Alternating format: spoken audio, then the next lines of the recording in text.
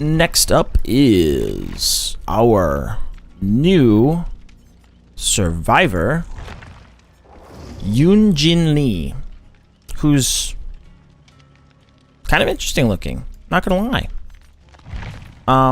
Yeah. They have quite interesting perks, so we'll have to see. And I'll definitely get to reading this as well. Interesting style, huh? Yeah. Definitely very K-poppy. I like it. I'll take it. Fast track. This one, ooh, I'm gonna use this one. Sometimes the sacrifice of others is necessary to get ahead. Whenever another survivor is hooked, you gain 3 tokens. You consume all tokens after a great skill check on a generator. Each token consumed grants 1% bonus progression for each great skill check when repairing generators. Oh my god.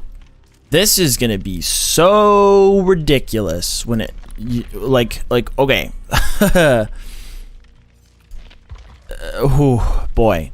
This is going to be nuts. So let's say at the beginning of the game, you're just playing, right? And you've got fast track, but you also have a perk we all like, a lot of people like to ignore, called Stakeout, which essentially guarantees that you get great skill checks. Okay, so even if you don't hit them yourself and you have Stakeout, just go close to the survivor for a little bit. You get 15 seconds. After 15 seconds, you get a token. Even if you get 1 token, which, I mean, it's not even difficult to get 4 tokens. You get in 1 chase and you build them up. If you get down and you get carried to a hook, you get like 2 tokens for free. Okay, and then you go and you get on with fast track, 3 tokens, 6 tokens, however many tokens you end up getting.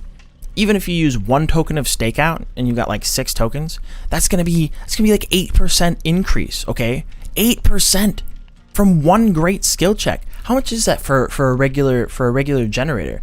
8%, right? 80. So that's like 7 seconds off. That's like a huge amount just from a great skill check. Okay, that's nuts. Like, that's nuts. Combine that with like a Commodious with a brand new part and some wire spool, and you use that at the end. Holy smokes, that's gonna be so dumb. Like, wow, that, ooh, man, reveal that to the world right away so that everybody can start gen rushing. My god, ooh, wow, that's gonna be like way more nuts than people think it is. Next one is going to be self-preservation. Life's unforgiving. The more confirmation you get of that, the more prepared you become. Whenever another survivor within 12 meters of you gets hit by a basic attack or a special attack, self-preservation activates. Your scratch marks are hidden for 10 seconds. I don't know about this one. I think this one's kind of bad. 12 meters is not a lot. If you're close to them,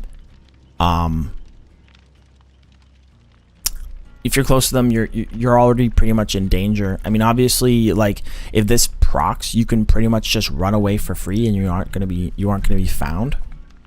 But I think that this is in general pretty meh. Smash hit. When your rival makes a mistake, you seize the opportunity. After stunning the killer with a pallet, break into a sprint 150 of your normal. Oh, okay, so this is, if you stun somebody, you get sprint burst. Interesting. Very interesting. Oh, okay. Yeah, okay. Wow. That's pretty, it's pretty basic. Cause it's still nowhere near as good as, you know, Sprint Burst or Dead Hard is. But I think it might be better than, this might be better than Live. Especially on certain maps that have a lot of weak pallets, right? So like, assuming they don't have enduring, you can make a lot of space with this. So like, if you find that they don't have enduring, you use this and you just run away. Like, maybe on the preschool, you can just run to the preschool where it's really strong and get into a really safe spot, and suddenly, like, if they break the pallet, you're gone. You can't be caught after that. That's pretty good. That's pretty all right. I still don't think it's as good as Sprint Burst, because I think the strength of Sprint Burst is obviously people who use it well use it to get or to stay into good positions. Like they're never out of position because they use Sprint Burst properly, basically is what it is. But this is obviously not that. You need to be in position to stun somebody. Also, I just noticed she's 2 belt buckles on her belt. What?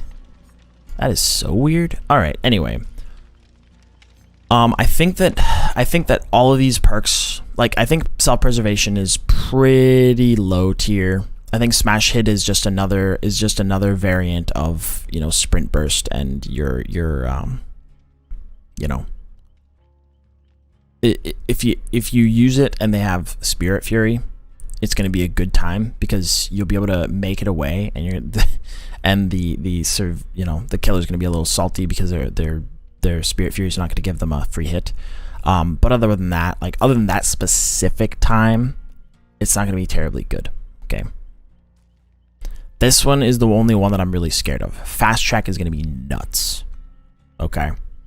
I think that fast track is going to be like, you throw this on every single survivor with or without stakeout. If you can hit a great skill check, holy, like the gen rush is going to be quite good. Like even if you are able to save up your your tokens for the end of the game, let's say because it's 3 tokens per hook at level 3, and assuming you're at level 3, let's say, you know, you get 3 people hooked. You're at close to the end of the game, right? Or there's 2 gens left, and there's 3 people with fast tracked, right? So you're gonna have 6 to 9 tokens on each person, and you just all use it on 1 gen. That's gonna be like a quarter of the gen just blasted through. Okay, that's it. If used correctly, I think this gen is gonna be nuts. So. But yeah, so that's my short opinion on the new survivor and the new killer. There is additional content that I just want to go over. So first things first, they did nerf Decisive Strike in this patch. This is the new Decisive Strike. You know, first part is all the Decisive Strike things. But this next caveat is the good part. While active, the following interactions deactivate Decisive Strike: repairing a generator, healing yourself or others, cleansing a totem, sabotaging a hook, or unhooking others. So if you go and run at the killer, you're basically screwing over your DS, which is great because no longer can you use it as essentially 60 seconds of invulnerability. All this will effectively nerf unbreakable DS, which is a good thing, I think. And then it basically turns it into, hey, if you get off the hook, don't hit that person, because then, you know, this is still you know, a thing you have to worry about. So that's good. Obviously, you know, people have been talking about this for a long time because the note has been out for a long time. So yeah, I'm not gonna really go into that too much more. The next is the Blight. His POV is fixed. So I've seen a video of this. It's gonna be great. Also, it says reworked the collision detection for his power. It should now be consistent with basic attack obstruction and no longer result in sliding off various surfaces. This means that certain maps, assuming that this fixes his problem and doesn't affect his, you know, power in any other way, like making certain surfaces more susceptible to bouncing. This means that maps like Auto Haven, this means maps like the swamp are going to be so much more easier to play on, because you're actually going to be able to bounce off of all the trees. You're going to be able to bounce off of all the cars. It's going to be great. It's going to be great. Then it adjusted his first person animations and camera position to be higher up. Yeah, I seen a video of this, and it is, oh my god, it is so nice looking. It's going to be great. It's going to be great. It's going to be amazing. I so look forward to playing this tonight. Next one is the Wraith. So the Wraith now moves faster. It says it basically just says increase his cloaked movement speed, decrease his movement speed while uncloaking, reduce Windstorm add-on movement speed bonuses to compensate for the above speed changes, remove the uncloaking movement speed penalties from Windstorm add-ons. So I want to look at just Windstorm in general. I don't know why I'm looking at it. They don't give numbers. It doesn't matter. So what I'm hoping is they basically added like base Windstorm. Okay, that's what I'm hoping. We'll have to see exactly how fast it is. I'm certain that there's somebody out there that's already cracked the numbers. But this is just gonna make this is essentially made it so that you can run like Clapper +1 or 2 other perks and not be totally constrained by being slow as hell during your cloak. Okay, not that you're like super slow, but not nearly fast enough, because Windstorm is just necessary on him. Okay. However, oh no, I was gonna say both of these are it's probably gonna end up equaling out the same either way if you run 2 Windstorm add-ons. But yeah, so that is all the minor changes for this particular patch. So I think that's going to be interesting. I look forward to trying him out. But right now I've got to get out of here. So thank you guys so much for watching.